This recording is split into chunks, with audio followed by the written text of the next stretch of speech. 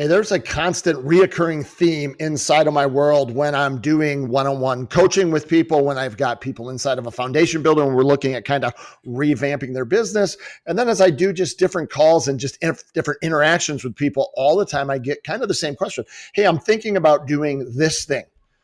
And whether that be live transfers, rates tables, long form leads, data leads, whatever it is, I'm thinking about doing this thing over here.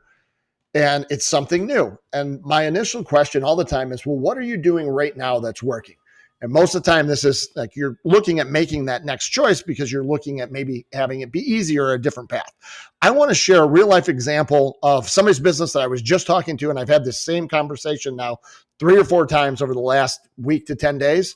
So I thought it would be something worthwhile to share because this may be something that's impacting your business, and maybe just doing more of what you're already doing is a easiest and best way for you to get there. So this particular business, they do a few things, but this is one of their channels. They go out, they do lead buys. They're out buying leads.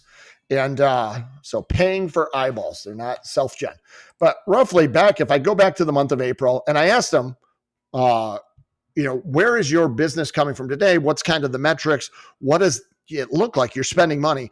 And more or less all they knew were the bookends. They knew how much money was being spent on leads or spent on marketing, and they knew how much money was being what was being closed and roughly how much they made per loan that closed through this channel. So here's kind of the number. They spent, if I go back to April, they spent almost $2,900. It got them 49 leads. It was $58 per lead. We consider a lead name, phone number, email, something that gets automated, sent into their CRM. Once a lead lands inside of their CRM, there's a very basic sequence for the first 15 days and then goes into a nurture state and just kind of lives there. Anything where emails bounce back, different stuff like that, we consider that a bogus lead or kind of junk. And so everything that we've kind of done here at the top and is trying to optimize for this, right? You want to get contacted. So you, as you're running your business, you get to define what is contacted for you. And it can be different, right? For you, it could be I don't know. You define your metrics. You just need to know where they are so you can have a benchmark today and move forward. It's not about what's right and wrong. It's about what works for you. So we have determined a contacted is somebody that we've had over a minute conversation with or 2 texts back and forth. So either we've had some kind of text exchange or we've had a conversation greater than a minute. That means we had an at bat at them. And roughly 53%, so a little over half of all of the leads that we buy are here. So this is probably an opportunity based on the kind of leads that you're buying. These are actually people that raise their hand. I think this number maybe could be closer to 70%. I don't know, but I think that this is definitely an opportunity that exists there. But then of the 26, what flows down, you've got nurtured contacted. So these are just people you contacted them, you had something, they're just in a nurture sequence. They're not ready to do anything today. We've got people that we've pitched. So we've presented them a refinance option. They're sitting kind of in a pitched option. So we have a program for them, may or may not make sense. They're residing, they're kind of living there. We've got pre-quals, people that could go out, purchase a home. They're pre-qualified. They're probably out shopping. We enroll them in the FinLocker app, Fin Toolbox. We got some different things for them to try and move them down the funnel. People that have outstanding apps means we got the 6 pieces of data. We sent them stuff. They're just hanging out there. Then they moved to processing. And of the leads, of the 49, 3 got closed. So roughly 12% of the leads closed, which is an incredible number. And we determined that we make about $5,000 per loan. So at $5,000 a loan, as I trickle that down, just under $1,000. I think that's a great number. If you're just a small owner operator, if you can keep your cost per funded loan under $1,000, you're going to do just fine. Because this particular business, outside of the marketing spend, this gentleman has about $2,000, $2,500 in total expenses to go ahead and run the business. And this is not represented. Third-party processing would be on top of this. This is the actual revenue that they bring home, and then they cover their expenses. So for this particular lead spend, he's getting roughly 5 to 1. So for every $1 he spends, he gets $5 back. And you can go out and do all kinds of different things, but by no means is spending $2,800 busting the market on leads that could be purchased.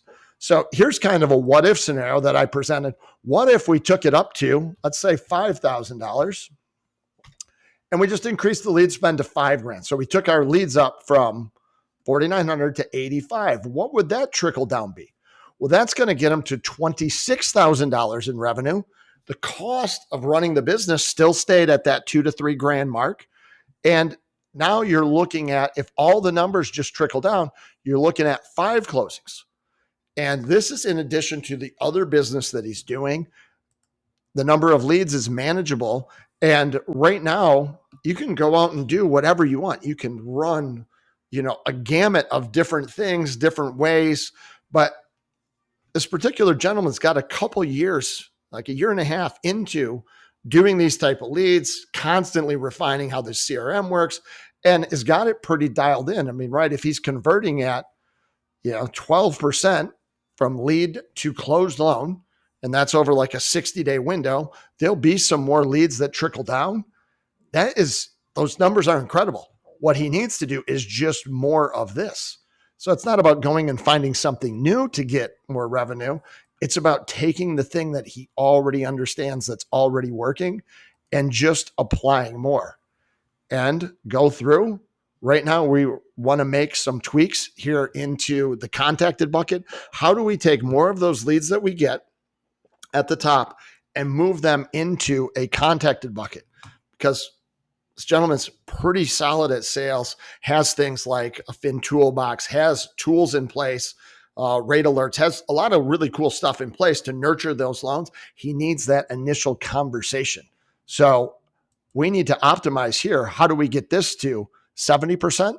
You end up throwing, it's roughly for every 8 that drop down here, you're looking at 1 closing. So if we could get 8 more people here, maybe move them from here to here, wherever, that's another closing. So there's a lot of opportunities that exist out there. This message is long, but this may also resonate with where you're at in your business.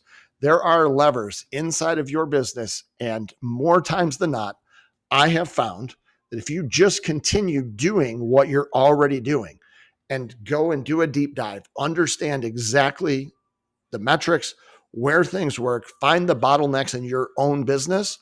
For this particular gentleman, I believe that the easiest way for him to get to $50,000 a month in revenue is not to go out and start some new channel. It's to go out and improve what he's already doing inside of his existing channel to get more return in there.